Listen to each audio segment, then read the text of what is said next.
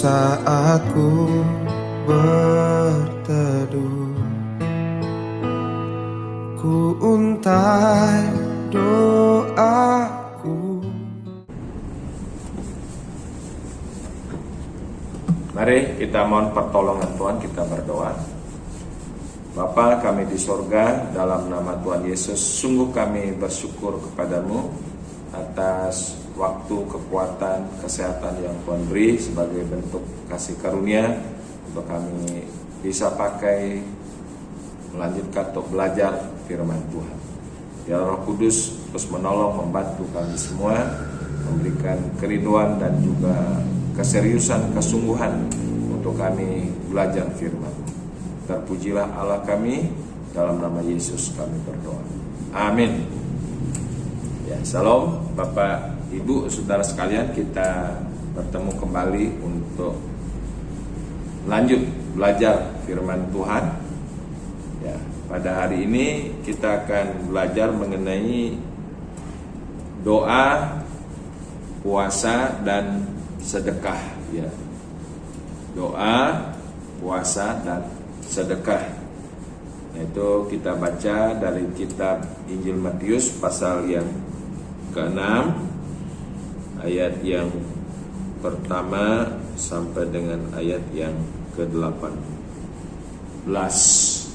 Ya, bahwa doa, puasa dan sedekah ini merupakan kegiatan rohani atau ritual keagamaan yang dikenal oleh semua orang yang beragama, entah apapun latar belakang agamanya, mengenal ya ritual ini atau hal rohani ini, doa, puasa dan sedekah, kecuali kepada mereka yang tidak beragama atau tidak bertuhan, yang disebut dengan orang-orang ateis. Mereka pasti tidak mengenal hal masalah doa atau puasa dan juga sedekah ini. Nah, doa, puasa dan sedekah ini itu merupakan sebuah perwujudan dari kita, orang yang percaya Tuhan, orang yang mengakui Tuhan, orang yang mengenal Tuhan, orang yang mengasihi Tuhan. Nah, jadi artinya bahwa kita mengakui keberadaan Tuhan. Nah, karena itulah kita tidak bisa terlepas daripada masalah kehidupan doa, puasa dan juga sedekah. Kenapa? Karena ketiga hal ini adalah sesuatu yang saling terkait satu sama lain, ya, saling menopang dan juga saling menyempurnakan sebagai satu manifestasi ya relasi kita mengenal Tuhan dan kita mengenal sesama. Doa, puasa itu bersifat lebih dominan adalah secara vertikal kepada Tuhan. Dan sedekah itu sebagai satu perwujudan kita mengenal sesama, saudara-saudara kita. Jadi itu yang saya sebut pada hari ini, yang mengenai doa, puasa dan sedekah merupakan hal yang menyatu ya, satu sama lain, sebagai suatu bentuk bahwa kita mengenal Tuhan, mengenal sesama, mengasihi Tuhan, mengasihi sesama. Nah, mengasihi sesama ini itu diwujudkan secara nyata lewat apa? Yang namanya pemberian sedekah kepada saudara-saudara kita yang memang membutuhkan satu uluran tangan, uluran kasih secara real dari kita. Nah, Alkitab mengajarkan kita tentang masalah doa dari Tuhan Yesus. Ayat 5. Dan apabila kamu berdoa, janganlah berdoa seperti orang munafik.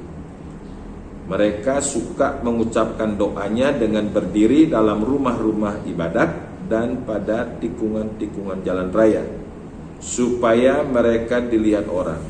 Aku berkata kepadamu, sesungguhnya mereka sudah mendapat upahnya. Tetapi jika engkau berdoa, masuklah ke dalam kamarmu, tutuplah pintu, dan hendaklah kepada Bapakmu yang ada di tempat tersembunyi.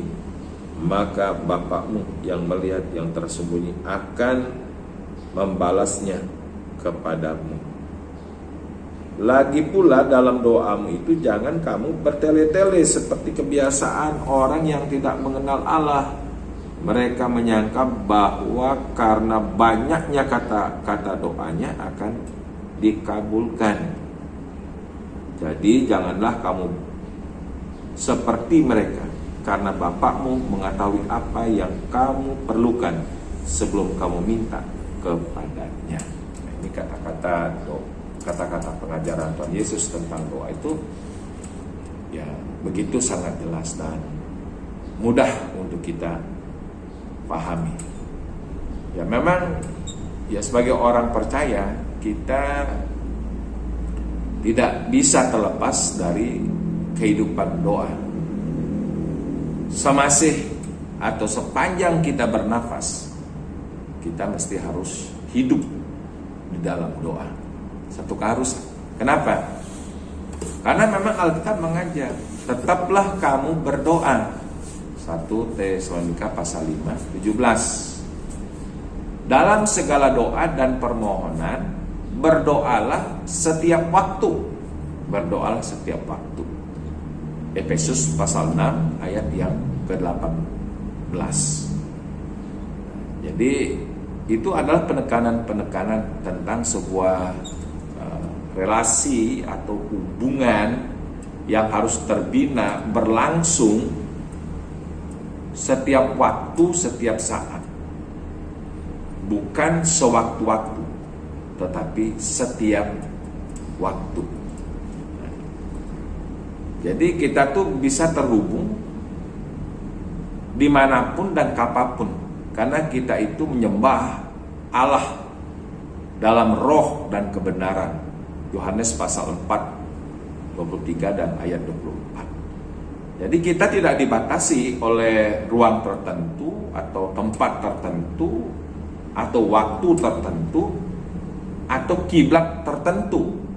Jadi di mana aja, kapanpun di mana kita berada, harus tetap dalam sebuah kehidupan doa.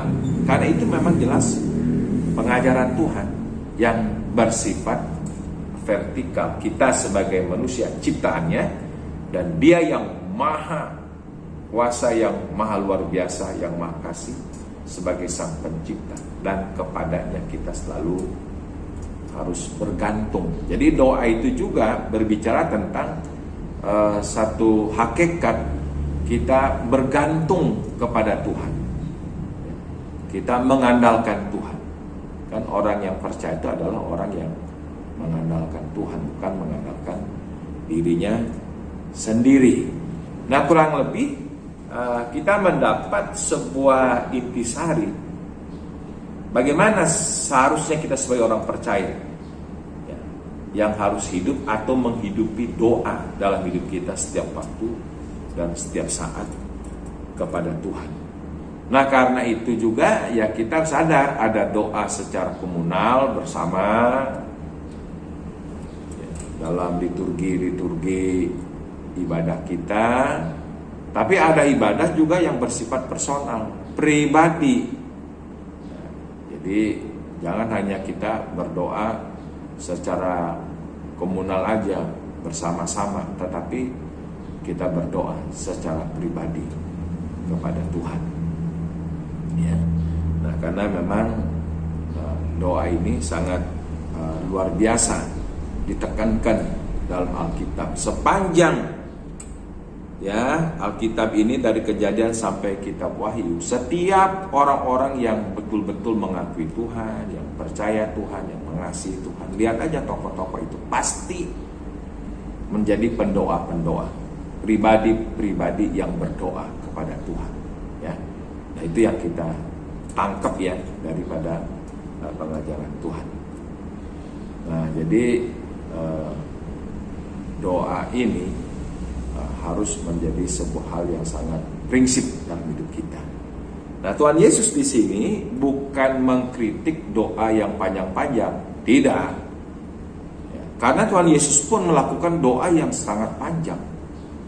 Waktu dia berdoa untuk para murid orang percaya, kita lihat di Yohanes pasal 17 ayat 1 sampai seterusnya. Waduh, banyak sekali pokok-pokok atau poin-poin doa. Panjang lebar Tuhan Yesus berdoa, menyatakan sebuah kerinduannya supaya setiap orang percaya itu bersatu di dalam dia, ya, mengutus ke tengah-tengah dunia supaya Tuhan atau Bapaknya memberikan perlindungan. Boleh baca di sana, ya. Tuhan Yesus juga berdoa semalam-malaman. Di mana? Di Taman Getsemani, ya. Jadi Tuhan Yesus pasti tidak mengkritik urusan doa yang panjang, bukan, ya, karena dia juga berdoa semalam-malaman, berdoa dengan banyak pokok-pokok doa. Dan Tuhan Yesus juga tidak mengkritik doa di depan orang. Nah, karena dia juga berdoa pada waktu dia mengadakan mukjizat 5 roti 2 ikan, berdoa di mana dia? Kan bukan di kamar. Dia berdoa di depan orang kepada Bapaknya, terus memecah-mecahkan roti. Jelas yang dikritik oleh Tuhan Yesus tentang doa di sini adalah bukan urusan masalah isi doa, tetapi motivasi berdoa. Bukan urusan masalah pokok-pokok doa yang panjang, tetapi lagi sekali motivasi berdoanya. Jadi ada banyak orang berdoa panjang, bertele-tele dan lain sebagainya. Tujuannya itu adalah, ya, atau motivasinya adalah untuk mencari pujian orang, atau orang bisa memberikan predikat, oh benar dia ini orang yang sangat beragama, oh benar dia orang ini yang sangat rohani. Waduh, luar biasa rohaninya. Nah, jadi kalau seandainya motivasi kita berdoa dengan tujuan seperti begitu, itu doa yang salah, ya, itu doa yang salah. Itu yang dikritik oleh Tuhan Yesus. Nah, bagaimana dengan urusan masalah berpuasa? Jadi, apa hubungannya antara doa dengan puasa? Kalau kita lihat dalam Alkitab, ya. Jadi, ada pergumulan-pergumulan hidup ini, saudara, yang tidak cukup hanya dengan doa, harus masuk untuk menyatakan lebih serius, ya, untuk memohon kekuatan yang lebih dalam lagi, harus masuk di dalam berpuasa. Contohnya di mana? Yaitu pada waktu para murid mengusir setan, terus dia tidak bisa. Biasanya bisa. Ya, di dalam pelayanan pengusiran setan, roh-roh jahat mengalami kemenangan-kemenangan, tetapi di satu saat dia mengusir setan, kok setannya bandel ya, nggak bisa diusir. Akhirnya dia membawa sebuah report atau laporan kepada Tuhan Yesus. Nah, maka dikatakan dalam kitab Injil Matius pasal yang ke-17 ayat yang ke-19 sebenarnya, ya, 14 sampai 21. Dikatakan demikian 19, kemudian murid-murid Yesus datang, dan ketika mereka sendirian dengan dia, bertanyalah mereka, mengapakah kami tidak dapat mengusir setan itu? Ia berkata kepada mereka, karena kamu kurang percaya. Sebab aku berkata kepadamu, sesungguhnya sekiranya kamu mempunyai iman sebesar biji sesawi saja, kamu dapat berkata kepada gunung ini, pindah dari tempat ini ke sana, maka gunung ini akan pindah, dan takkan ada yang mustahil bagimu. Dalam kurung, ya, ini penegasan jenis ini atau jenis atau kualitas, ya, ada setan juga ada tingkatan-tingkatannya, ya, dari kerucuk sampai kepada dedengkotnya, ya. Nah, jenis ini tidak dapat diusir kecuali dengan berdoa dan berpuasa. Nah, di sini saya melihat ada sebuah pergumulan rohani dalam pelayanan. Kadang-kadang kita juga menjumpai ya, di tempat-tempat tertentu di mana kita melayani pada waktu masuk kepada satu area daerah yang baru, yang kita belum bisa mengenal situasi itu, ya segala macam. Dan memang Alkitab mengajarkan bahwa anasir-anasir jahat itu, penguasa-penguasa udara itu kan ada di mana-mana. Makanya setiap orang yang masuk ke satu terobosan daerah baru, maka dia akan mempersiapkan diri ya, dengan sungguh-sungguh. Ada doa, ada puasanya. Jadi di sini kita melihat bahwa jenis ini ada satu kualitas peperangan rohani terhadap setan-setan roh jahat. Tidak hanya cukup dengan berdoa, tapi harus berdoa dan berpuasa. Untuk apa? Sebagai satu pernyataan keseriusan kita, lebih menyatakan iman kita, mendukung supaya kita memiliki sebuah kekuatan iman yang tidak biasa. Nah, jadi disinilah pentingnya kita berpuasa, ya, berdoa dan berpuasa. Nah, dalam Alkitab pengajaran tentang puasa ini memang tidak ada bulan tertentu, tahun tertentu, berapa di sosialisasi diumumkan harus berpuasa sekian lama ya. Tetapi memang ada pengajaran, ada puasa Adi Kodrati itu 40 hari 40 malam oleh Musa dan juga Tuhan Yesus pada waktu memang harus melakukan satu pelayanan ya. Terus ada puasa normal 3 hari 3 malam ya. Ada puasa ya, artinya itu tidak sepenuhnya, hanya mungkin minum saja, tidak makan nasi, atau makan sayur, tidak makan nasi. Nah, ada banyak pengajaran tentang puasa. Tapi yang jelas kapan kita berpuasa, yaitu adalah ditentukan oleh pergumulan.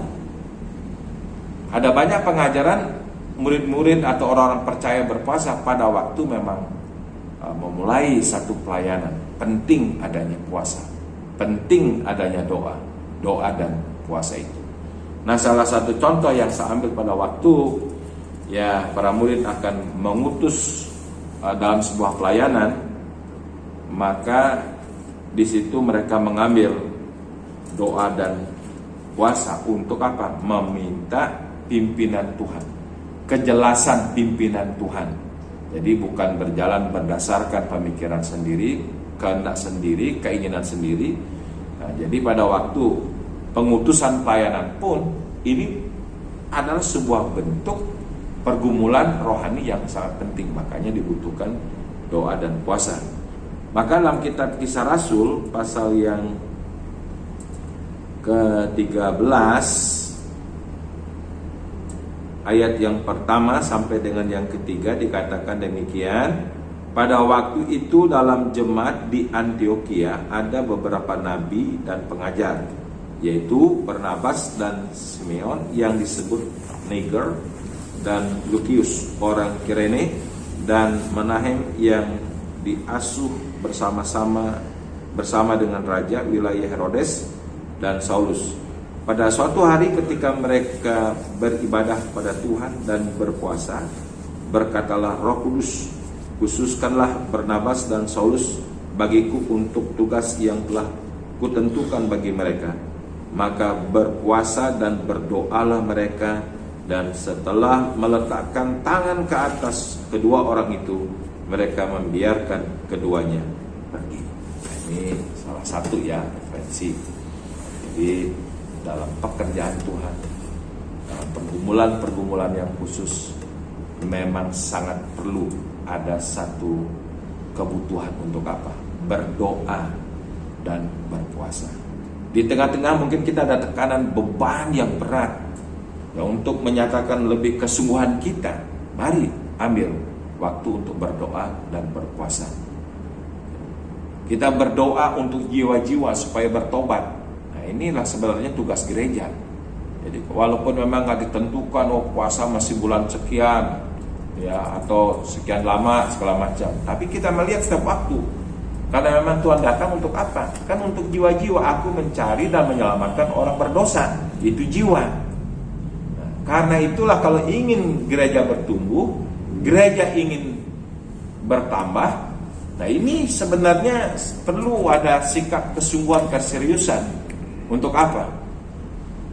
Berdoa dan berpuasa bagi jiwa-jiwa yang tersesat. Contohnya dalam Alkitab banyak. Ya, secara kolektif ya, waktu itu Yunus dikirim ke Niniwe memberitakan tentang berita pertobatan. Nah, sebagai satu perwujudan pertobatan ini, mohon pengampunan dari Tuhan, maka Raja Niniwe memerintahkan untuk apa? Puasa 3 hari 3 malam. Puasa untuk apa? Pertobatan.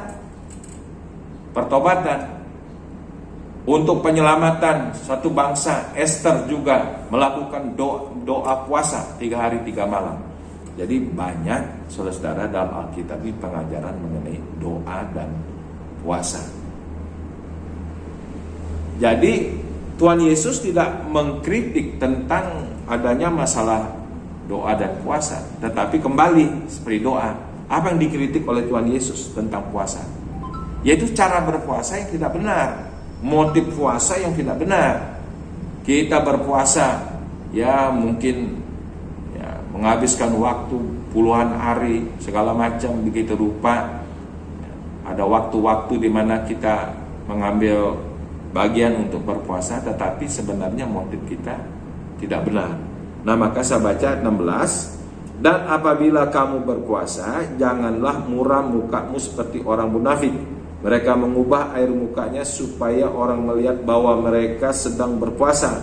Aku berkata kepadamu, sesungguhnya mereka sudah mendapat upahnya. Tetapi apabila engkau berpuasa, minyakilah kepalamu dan cucilah mukamu, supaya jangan dilihat oleh orang bahwa engkau sedang berpuasa, melainkan hanya oleh Bapakmu yang ada di tempat tersembunyi. Maka Bapakmu yang melihat yang tersembunyi akan membalasnya kepadamu. Jadi saudara-saudara, Yesus sangat mendorong kita untuk ya artinya masuk dalam kehidupan doa dan puasa. Jadi bukan masalah berpuasanya yang tidak disetujui Tuhan Yesus, tapi cara berpuasa yang pamer ya, supaya orang tahu dirinya sedang berpuasa, yang sedang prihatin segala macam.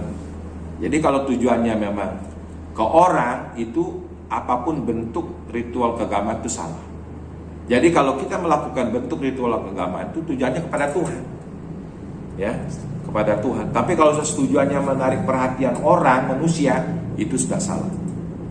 Jadi dalam doa dan puasa kita datang menarik, ya, belas kasihan Tuhan, perhatian Tuhan, kepedulian Tuhan, ya, supaya Tuhan mengulurkan kuasa kasih-Nya kepada kita. Jangan mempunyai motivasi untuk menarik perhatian daripada manusia.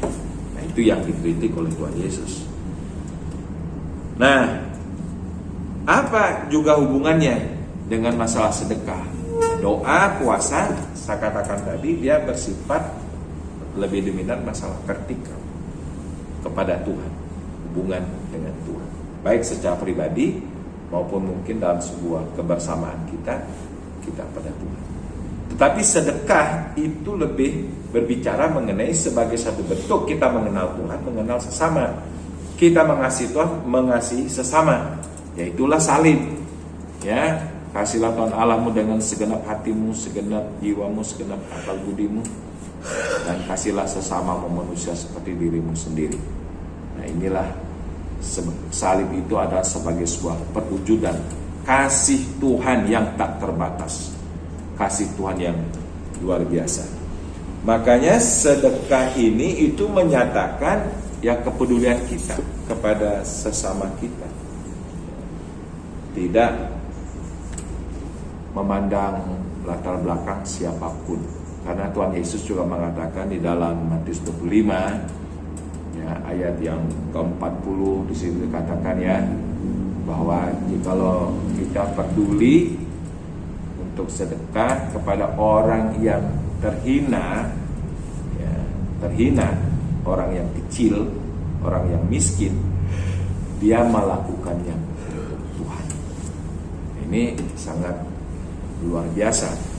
Makanya sekalipun mungkin kita ini sebenarnya kurang mendengungkan tentang sedekah-sedekah, tapi saya percaya kita sebagai orang percaya mengasihi Tuhan, kita pasti peduli dengan sesama kita. Siapapun, tidak melihat latar belakangnya, kita akan bisa untuk menyatakan ya pemberian ini kepada saudara kita atau sesama kita. Maka dikatakan demikian juga dalam hal memberi sedekah, kita pun tidak boleh pamer.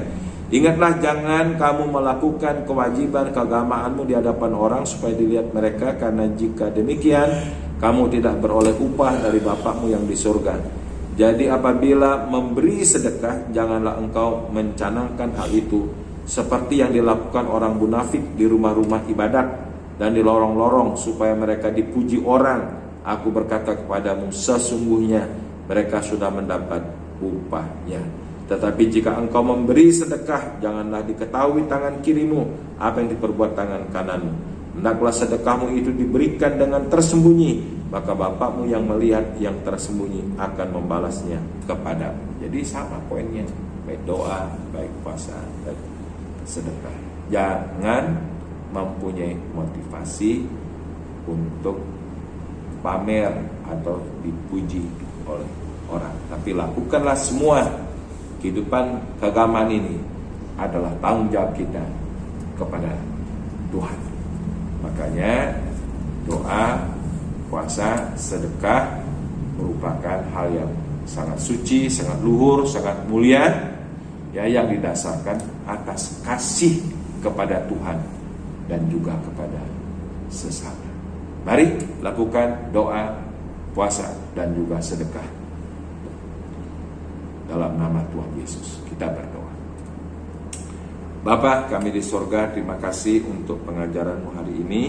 Biarlah kami juga lebih concern dan lebih serius tentang pengajaran-pengajaran Tuhan, tentang kehidupan doa, kehidupan puasa, kehidupan kami bersedekah, supaya semuanya kami lakukan dalam sebuah tanggung jawab kasih kami kepada Tuhan. Terpujilah Allah, dalam nama Yesus kami berdoa. Amin.